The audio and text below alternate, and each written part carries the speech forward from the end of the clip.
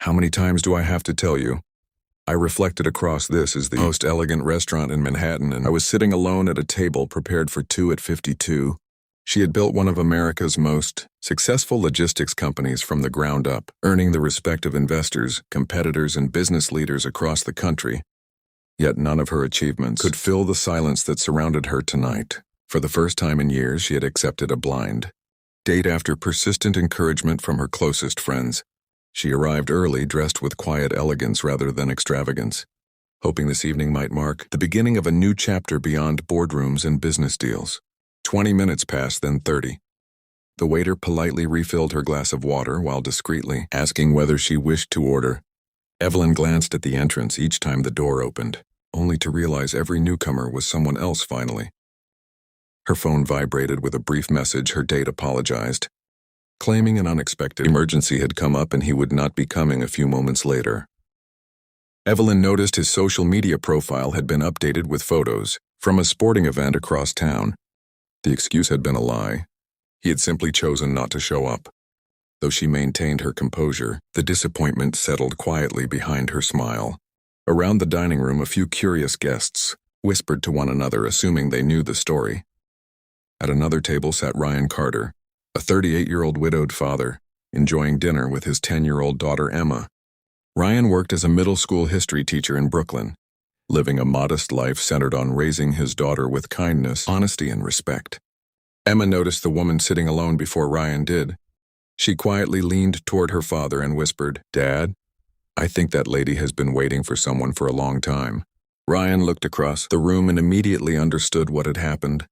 He hesitated, not wanting to intrude on a stranger's privacy, but Emma gently reminded him of something he had taught her many times. Kindness often begins with a simple conversation.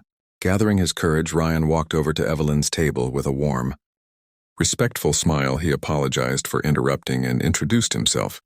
Before speaking softly, "My daughter and I couldn't help noticing that you're dining alone. If you're comfortable with it, we'd be honored if you joined us instead.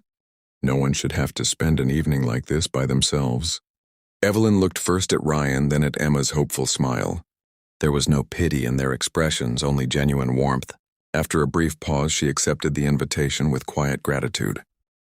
As she carried her plate to their table, none of the other diners realized they were witnessing the beginning of an extraordinary friendship, one built not on wealth, status, or appearances, but on simple human kindness. At exactly the right moment, as dinner continued, the awkwardness that usually follows introductions quickly disappeared. Ryan Carter treated Evelyn Brooks exactly as he treated every other person he met, with patience, respect, and genuine curiosity.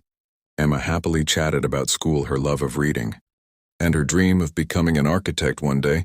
Evelyn found herself smiling more than she had in months.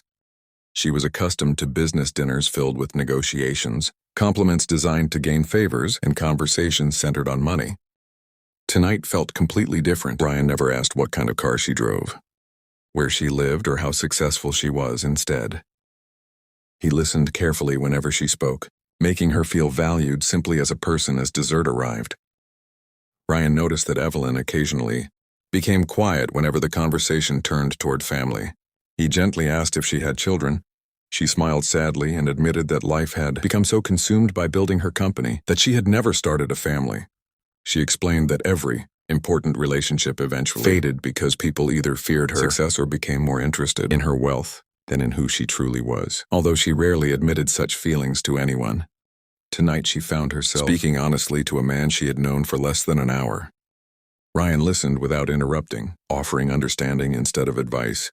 After a thoughtful silence, Ryan asked a simple question that no one had ever asked Evelyn before. "When was the last time someone cared about how you felt, instead of what you owned?" The word stopped her completely. She stared at her untouched coffee, searching for an answer that never came. Every relationship she remembered had involved business opportunities, financial expectations, or social status. Even tonight's blind date had likely disappeared after deciding she wasn't what he expected. Tears quietly formed in her eyes, not because of sadness alone, but because someone had finally looked beyond her title as a CEO. Ryan's question reminded her that genuine compassion could never be measured by success or wealth. Over the following weeks, Evelyn and Ryan stayed in touch, meeting occasionally for coffee, community events, and Emma's school activities. Their friendship grew naturally, built on honesty rather than appearances. Evelyn admired Ryan's devotion as a father, while Ryan respected Evelyn's determination and generosity beyond the corporate world.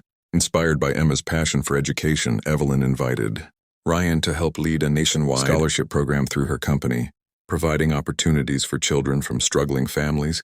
Together they transformed a painful evening into a meaningful partnership that changed countless young lives. Looking back, Evelyn realized that being left alone at that restaurant had not been the worst moment of her life. It had quietly led her to the people who valued her heart more than her success, proving that kindness often arrives when it is needed most.